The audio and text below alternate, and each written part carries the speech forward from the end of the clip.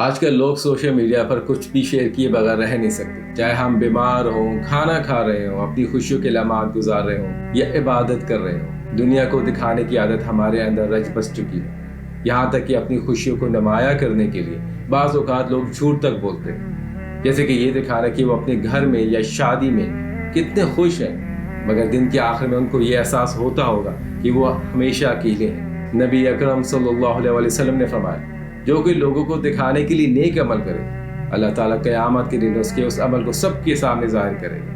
وہ چیزیں جو نظر لگنے یا حسد کا باعث بنتی ہیں، ان سے ہمیشہ بچنا چاہیے۔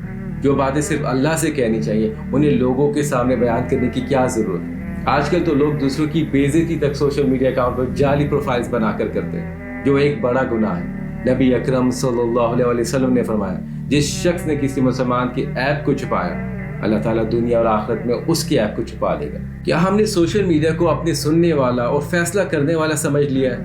یاد رکھیں، سننے اور جاننے والی ذات صرف اللہ کی ہے۔ سوشل میڈیا کے گناہ بہت بڑے ہیں جن کا ہمیں اندازہ بھی نہیں۔ بس یہ بات ذہن میں رہے کہ ہمیں اپنے ہر عمل کا حساب اللہ کے حضور دینا ہوگا۔